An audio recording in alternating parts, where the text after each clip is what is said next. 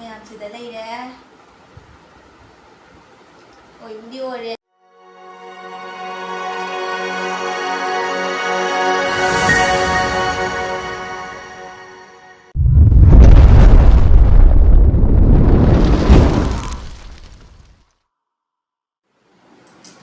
Hi ma'am, ay channel la ma'am bu amka hana taramna ukseri sana TV amumna ado ngasisu ay ma'am gi mafumda anoba video am putuna langle kari video na abda ma'am so da khambira mani ay gi thumbnail la ado ngasi video se ay di aina jumda chiki shinja ko ni banam ga sini ngam go toroga ado comment tori ay do ma'am video si lo hawi minasi do aseba kaya asu ma'am na comment box ta habiramo ay video se hapat pa ngamjade ni humi se ado ma'am maro biganu ado video hapati haina ma'am na support video bus to bigano ay matam samada video de hapsara ke ado hoji mari makhai ta sale bako dum haidi thumara jani kana le dukan jabada su adi dukan jabada su khudong sa da na adu duna ay yumda ye semjara kline bako aina semjara tori se ko ha ay chinnaw singna su yumda jamna laina ai simple jamna haidi toba jaba thabak ne bako adu duna ay video je hawala bai hawjaru ke Mayam badam je sida leire ahung ba badam ne bako se ngthok torini da badam gi chang se si cup se amaga mamai to jare adu gi chinia ga se siga lei jare ado ai hoji hogot na bai to jarage du de khang se sahale sahla matungda se jarage apa ga se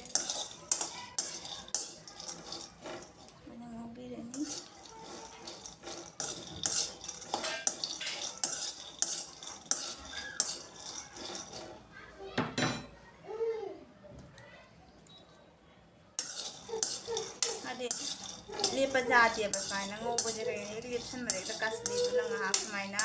opc natati kasanani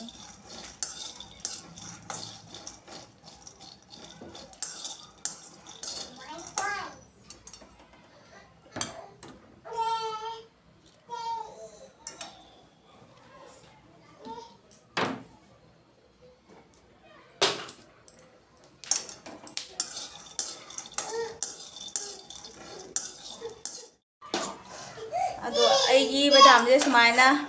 tawre bako nga inghalaga ai maku se khok toini ade nga inghanna thamkhige doidi mayam sida leire gi se jam basana kan tawre mapum jawre bako na aina haidi thugai benya bako mapum jaw gadi nungai de tangai toro gadi nungai benya do ai ka thugai re sumaina ole hoji ganta jaw de num marakta amani katang jaw jutane bako doide ai khang san na bo na jaru ye mayam khang ke thanga sare chare ado mai se ai medium da thambani ada nga sa gi badam do se ani ne mamai ma ai kap ma ga mamai ma ni adu na ai kap ma taw jare chini ngam se doidi hapja da ge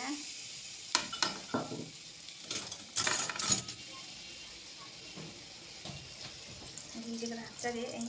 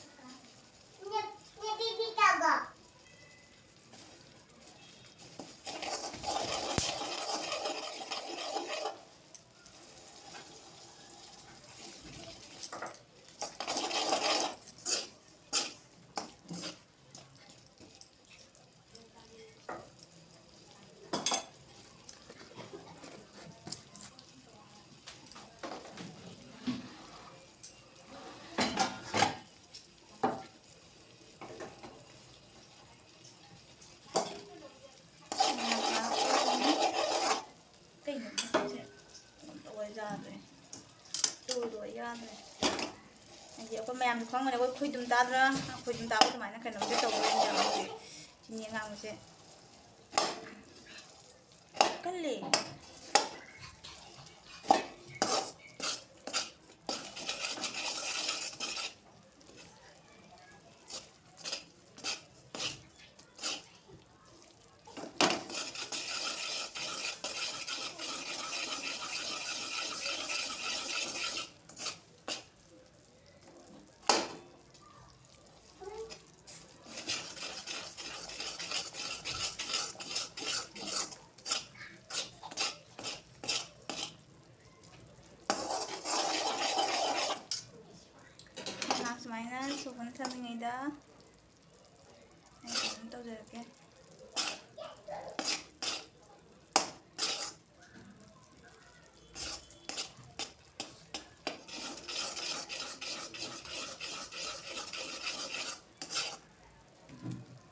sumain kena tahu yang sumain le jadi ni le sila ai tentu ke cloud le mayam yang mu kakak cloud le jadi di ai hapsin je lagi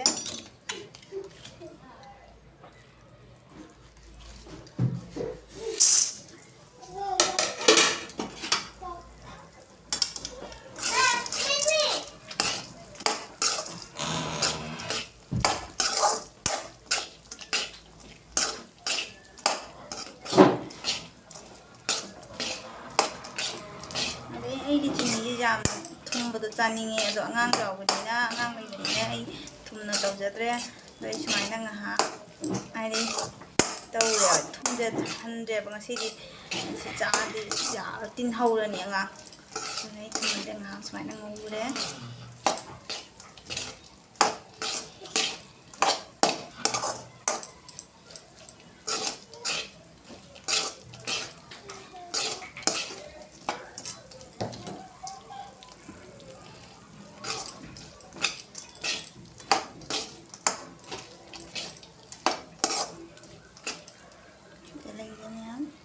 ꯂꯩꯔꯦ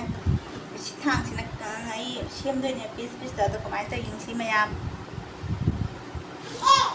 ꯁꯣꯟꯗꯤ ꯍꯦꯛꯇ ꯀꯛꯄ ꯅꯠꯇ꯭ꯔꯗꯤ ꯑꯩꯈꯣꯏ ꯅꯨꯡꯉꯥꯏꯇꯦꯕ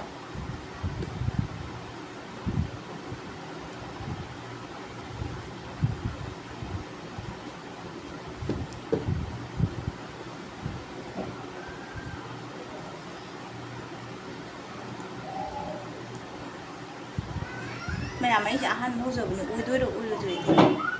ꯍꯥꯏꯉꯝꯗꯦꯀꯣ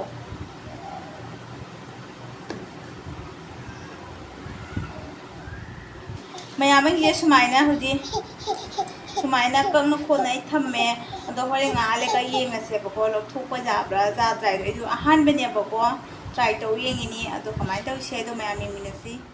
ꯃꯌꯥꯝꯁꯤꯗ ꯂꯩꯔꯦ ꯑꯗꯣ ꯃꯌꯥꯝ ꯑꯩ ꯌꯦꯡꯍꯟꯖꯔꯛꯀꯦ ꯀꯃꯥꯏꯅ ꯇꯧꯔꯤ ꯑꯩꯗꯣ ꯊꯕꯤ ꯃꯣꯏꯗ ꯖꯥꯝꯕꯤ ꯌꯥꯄꯣꯟꯗꯦ ꯊꯨꯝꯃꯛꯄꯣꯅꯤ ꯑꯗꯨꯅ ꯑꯗꯨꯝ ꯂꯥꯛꯑꯦ ꯆꯠꯂꯦ ꯃꯔꯛ ꯃꯔꯛꯇꯅꯦ ꯄꯤꯖꯅꯕ ꯍꯥꯏꯅ ꯑꯗꯨꯝ ꯇꯧꯕꯅꯤꯁꯦ ꯍꯥꯎꯕ꯭ꯔꯣ ꯌꯝꯃꯤ ꯍꯥꯎꯕ ꯃꯁꯛ ꯊꯕꯤ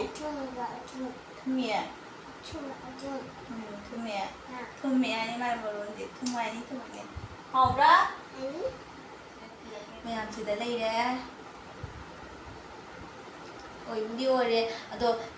ꯈꯖꯤꯛ ꯈꯤꯇꯪ ꯆꯥꯎꯕꯁꯦ ꯂꯨꯄꯥ 10ꯒ ꯍꯥꯏꯕꯅꯤ ꯌꯦꯡꯉꯨꯁꯤ ꯃꯌꯥꯝ ꯀꯣ ꯃꯥꯟꯗ꯭ꯔꯥ ꯗꯨꯀꯥꯟꯒꯤꯗꯨꯒ ꯍꯥꯏꯐꯦꯠ ꯂꯥꯞꯄꯦꯠ ꯃꯥꯟꯅꯩ ꯑꯗꯣ ꯈꯤꯇꯪꯕꯨꯗꯤ ꯍꯥꯏꯗꯤ ꯃꯥꯟꯕ ꯋꯥꯔꯝꯒꯅꯤ ꯑꯩ ꯐ꯭ꯔꯦꯝꯁꯦ ꯍꯥꯏꯗꯤ ꯅꯨꯡꯊꯤꯟꯁꯦ ꯑꯊꯨꯝꯕꯁꯦ ꯆꯥꯅꯤꯡꯉꯤꯗꯅ ꯗꯨꯀꯥꯟ ꯆꯠꯄꯗꯣ ꯐꯔꯛ ꯇꯥꯏꯗꯅ ꯑꯗꯣ ꯌꯨꯝꯗ ꯑꯗꯨꯝ ꯁꯦꯝꯖꯕꯗꯨꯅꯗꯤ ꯐꯩꯅ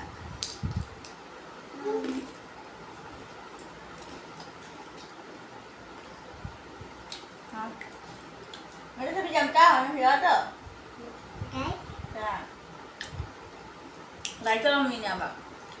Nhà mà sao bây giờ kìa. Sao bây giờ kìa. Là có một má chỉ không kìa, năng này tôi có làm mua. Là hai và nó quay bài kìa. Đừng cái gì mà sao tôi bị nè.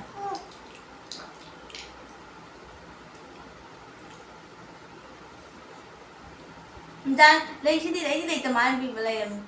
là kamain tawri haido comment box ta habiramu nungai te haido ngasigi video se aduga adi ini mucha tumbi kamain bye bye tar bye bye nisi to tara ah nasu to tara Bagus dicap saya dah hujan cuman dia pakai ini dah hujan cuma orang mau butuh nungar ini cuma dah belum serta kau ini tahu le ado ayo dia cuma jam pam ya cuma pam musuh angangi dia jam cuma jadi ado nasi kau ini video sih matang sudah lo sendiri dan nungai te cilang sih nak kami box saya bilang mau matang video dah mau tinggal sih ado ayo channel dah nau bicin nang jauh betul su like tu bilang mau share tu bilang mau subscribe tu bilang mau subscribe tu bicin nang jauh betul so ini nau channel sih jangan subscribe tu bilang mau ado nasi kau ini deh matang sudah lo sendiri matang video dah mau tinggal sih bye tu sana bye tu mi